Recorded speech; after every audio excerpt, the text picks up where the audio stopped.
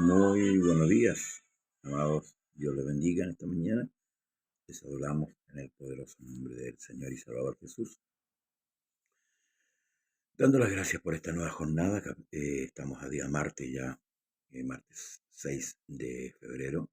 Dios les bendiga grandemente. Nuestro hermano Toño Fícar, fiel auditor y televidente de nuestro programa Conversando las Escrituras. Y así a todos los hermanos y hermanas que van a conectarse en este día. Amén. Un día martes. Continuamos con la otra parte, ¿cierto? Comenzamos ayer capítulo 7, en el verso 28 quedamos ayer, y vamos a continuar este capítulo, el verso 29. Dice en el nombre de Jesús: pero esto digo, hermanos, que el tiempo es corto.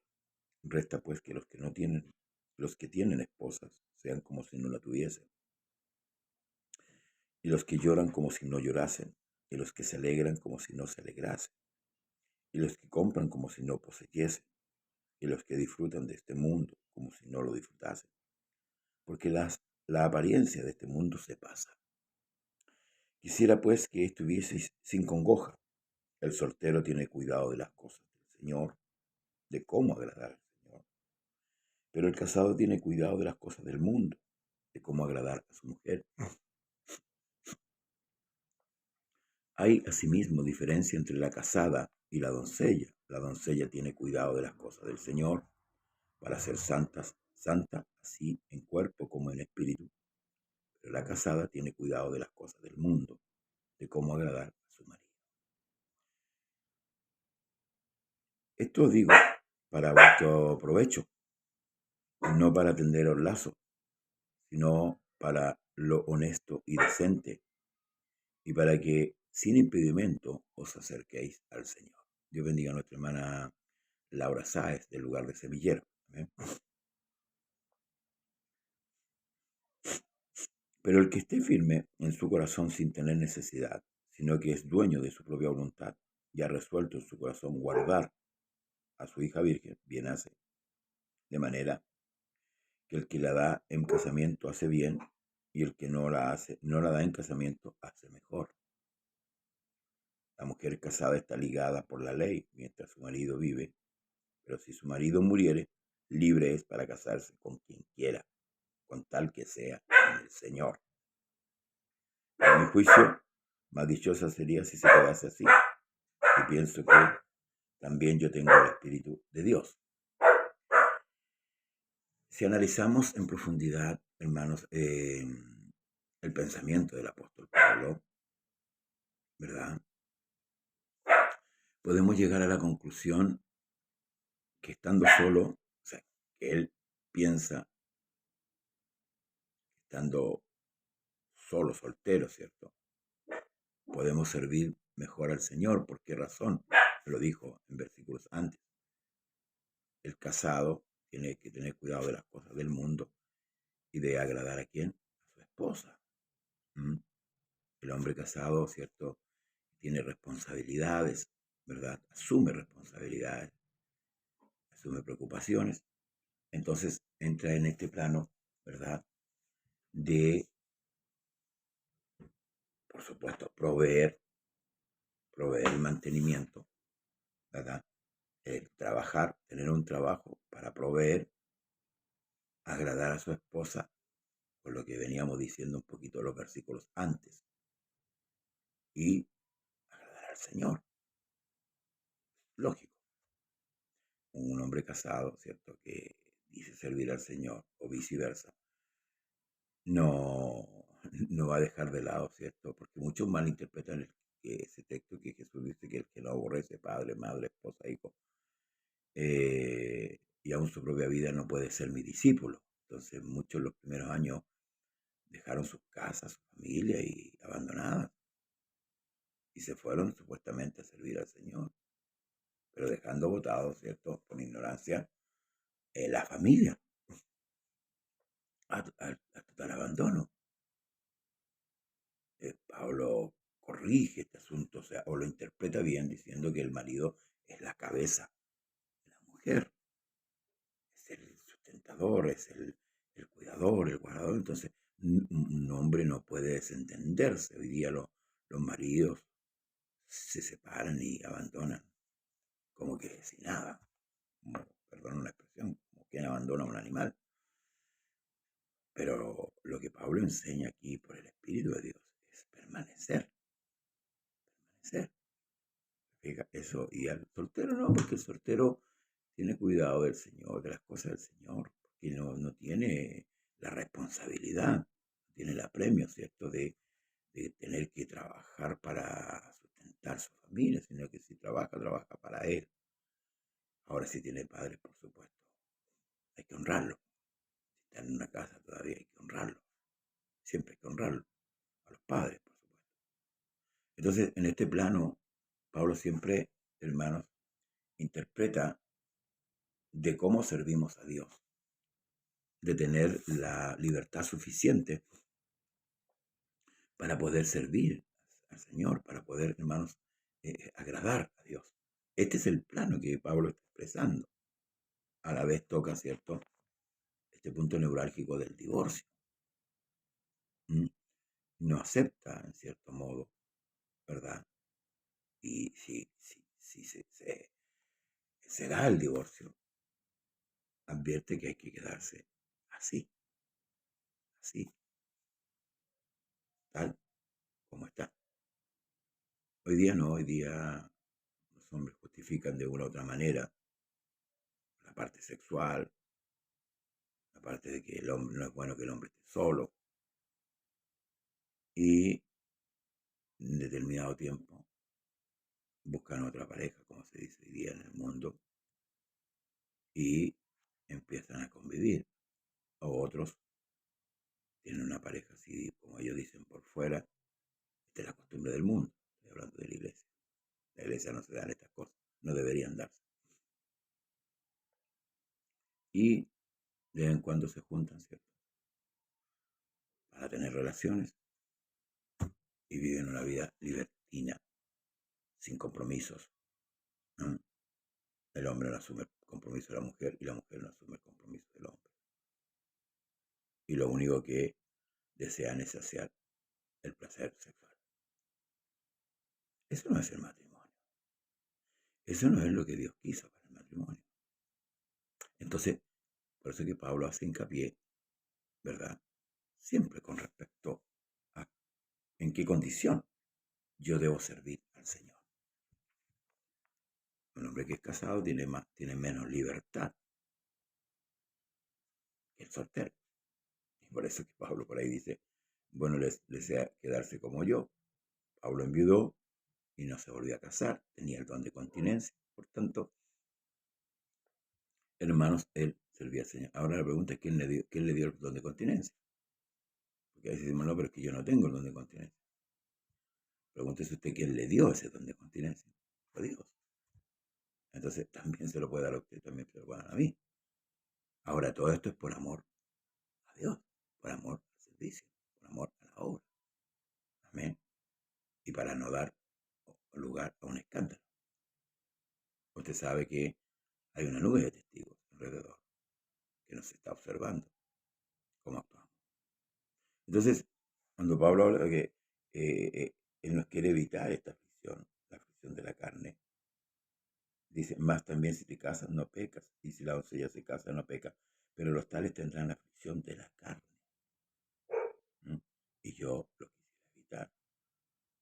Todas estas cosas que conforman, ¿cierto?, la mantención del matrimonio, son las que, hermanos, repercuten en la vida familiar. Por eso que es importante saber llevar las situaciones, y aunque muchas veces las sabemos llevar, siempre hay contrastes, siempre hay diferencias en los matrimonios, hay lapsos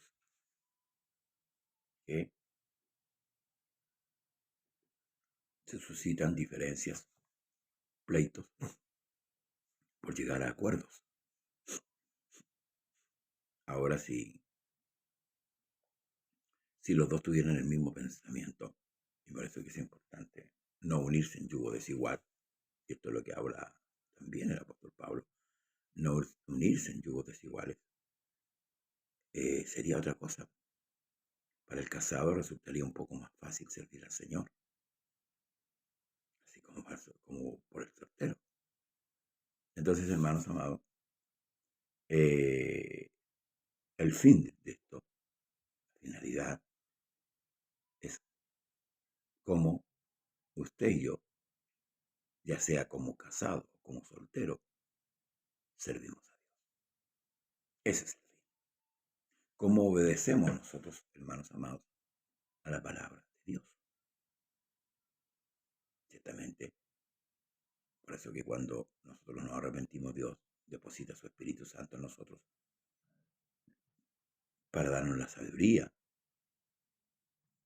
entendimiento de cómo debemos conducirnos en este tiempo de peregrinaje. En resumen, el matrimonio no debe ser un obstáculo, ni tampoco la soltería, para poder servir al Señor. Aquí, porque es que Pablo queda, por ejemplo, voy a tomar de los últimos dos versículos, dice, la mujer casada está ligada por la ley, mientras su marido vive. Pero si su marido muriere, libre es para casarse con quien quiera, con tal que sea en el Señor. O sea, no busque un hombre inconverso. No, yo me busqué un hombre que iba a la iglesia. Escuche bien. No busque un hombre inconverso. Que en la iglesia pueden haber muchos, pero son inconversos. Son simpatizantes del Evangelio, no han madurado o no se han convertido actualmente y realmente al Señor. Por tanto, también va a haber complicación. Yugo desigual, ¿verdad? Es un contraste. Este piensa de una manera y este otro piensa de otra manera. Y eso va a generar conflictos continuos en los matrimonios. Pero cuando los dos piensan iguales, cuando hay un yugo igual, los problemas disminuyen en una gran cantidad dentro del matrimonio. Hay comprensión, hay amor, hay entendimiento, hay diálogo, hay comunión, porque aparte, hermanos de ser marido y mujer, pasan a ser hermanos. Hay un cordón doble. La Escritura dice que cordón de 3 dobleces no se rompe fácilmente. Entonces, es ilógico hoy día pensar que un matrimonio de creyentes, de verdaderos creyentes, se separa. Es ilógico. Algo sucedió. Algo sucedió ahí. Alguien cambió el pensamiento, ya sea el varón, o sea, la hermana. Cambiaron la manera de pensar. Dice, pero a mi juicio, más dichosa será si se quedara así. Y pienso que también yo tengo el Espíritu de Dios. Se fija que el apóstol Pablo siempre apunta en cuanto a nuestra comunión con Dios primero. Y es ahí donde Cristo ocupa esa frase. El que no aborrece padre, madre, esposa, hijo, y aún su propia vida, no puede ser mi discípulo.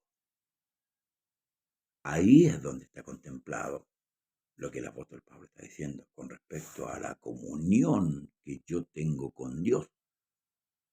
Que la comunión que yo tengo con Dios es mayor que la comunión que tengo con mi esposa, es mayor que la comunión que tengo con mis hijos, es mayor que la comunión que tengo con mi hermano, con el pastor, es mayor, es única. La comunión, yo decía la otra vez, la relación, que él es nuestro esposo, nosotros somos su esposa. Entonces, yo puedo estar, ¿cierto? Y ser decepcionado de muchas cosas dentro de la iglesia o dentro del matrimonio. Y mi relación con Dios no debe cambiar. No, no cambia. No cambia, hermanos amados. Porque la comunión y la relación que yo tengo con Dios es única y exclusiva. Y a eso apunta el Señor. cuando cita eso. Eso es lo que está queriendo decir el Señor. No debo variar, pase lo que pase, venga lo que venga. Mi comunión con Dios es verdadera. No debe haber una variación. ¿Entiendes? O sea, estamos más que claros. Por eso, si se fija, durante todo el capítulo, el apóstol Pablo hace mención de este asunto. Sí, hay personas que llegan al divorcio, lamentablemente, tristemente, y se apartan de Dios también. Se alejan de Dios. Dicen, no, Dios no me escuchó. No, hermanos y hermanas, los hombres somos los que tomamos decisiones. Las mujeres son las que toman decisiones. No es culpabilidad de Dios eso. No puedo atribuirle a Dios un divorcio. No, porque Él no quiere el divorcio. Entonces, por culpa de Dios, Dios no hizo nada. No, no. Debo yo examinarme cómo estoy actuando. Yo primeramente debo, no es que mi esposo, no. Yo debo, como esposa, o yo como esposo, debo examinar mi condición. Si estoy de acuerdo a la escritura o no. Dios no tiene nada que ver con las decisiones que usted toma. Dios nos aconseja. Dios nos guía. Pero las decisiones las tomamos nosotros. Por eso que cuando Él dice que debemos ser tardos para hablar y presto para oír, hermanos amados, es porque nosotros, hermanos, cuando nos apresuramos, nos atalantamos a hacer cosas que a veces nos cuestan mucho dolor. Añadimos dolor. Por eso que aquí, cuando Pablo habla que el matrimonio es una aflicción de carne, hay mucho, por ejemplo, que en la antigüedad, por la disciplina férrea que había antiguamente, decidían buscar una persona, casarse y salir de su casa. Tomaban una decisión apresurada y resultaba que después salía más cara la vaina que el sable, porque el matrimonio era un suplicio, era un tormento. Por eso que debemos tomar buenas decisiones, pedirle a Dios, ¿cierto?, que nos dé entendimiento, que nos dé sabiduría y el dominio propio para tomar las decisiones, aunque duela muchas veces. Hay decisiones que si las tomamos hoy nos van a librar de una aflicción futura. Por eso que el Señor, Él dice que cuando uno quiere edificar, debe sentarse, considerar el material y después edificar. Porque si se queda sin colocar una ventana, una puerta, va a venir la burla de su vecino. Entonces, hermanos amados, debemos llevar un buen matrimonio. ¿Sí?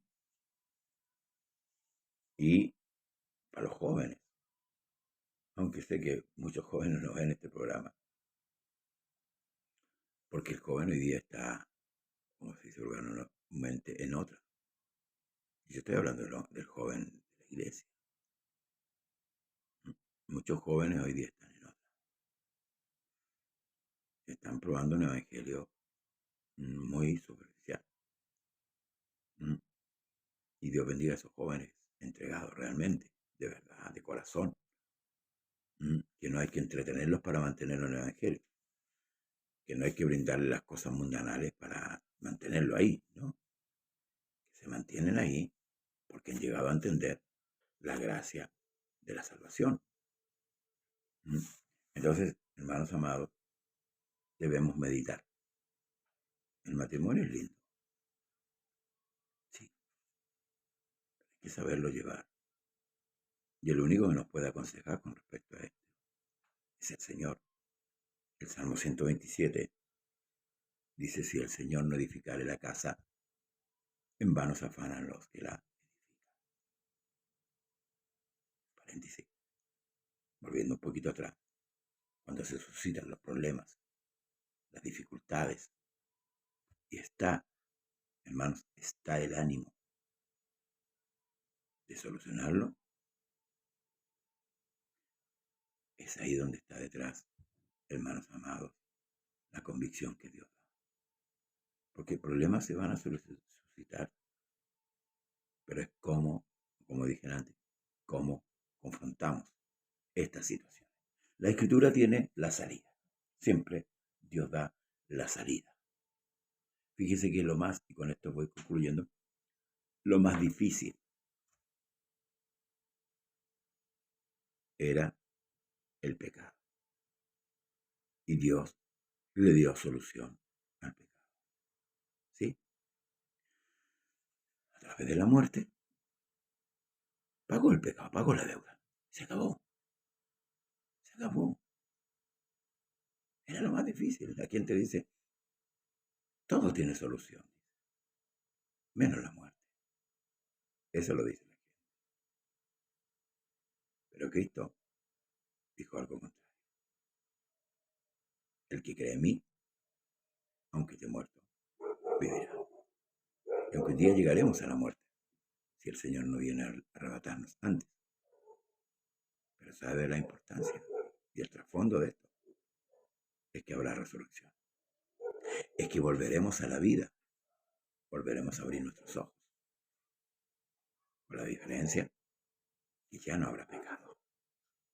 Este pecado que nos asedia, ¿verdad? Este pecado que nos, como dijo Pablo, que nos hace miserables, que habita en nosotros. Porque aunque no queramos reconocerlo, está de repente la ira, los pensamientos. Pablo dice, miserable de mí, ¿quién me apartará de este cuerpo de muerte? Pero un día se acabará. Un día despertaremos a una nueva vida, con un cuerpo diferente, con un cuerpo incorruptible, y viviremos eternamente y para siempre en la presencia de nuestro Dios. Que el Señor le bendiga y espero que este consejo de la Escritura le sirva bastante a su matrimonio. Luche por su matrimonio, su familia, pelee la buena batalla, sirva al Señor, así como está, sírvale. Y vamos adelante, que el Señor viene a buscar a su iglesia. ¿Sí? Él viene a buscarle a usted y viene a buscarme a mí. Por eso, hermanos, debemos estar preparados para aquel día glorioso que nos espera. Ya queda poco tramo. Ya, hermanos amados, se divisa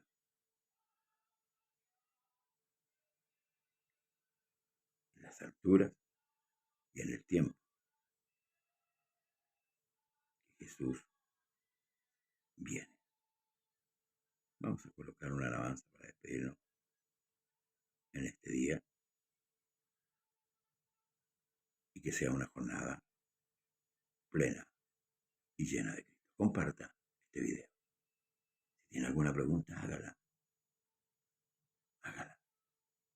Necesitamos saber si hay o no entendimiento con respecto a lo que día a día estamos enseñando en el Señor. Paz de Cristo a toda su iglesia.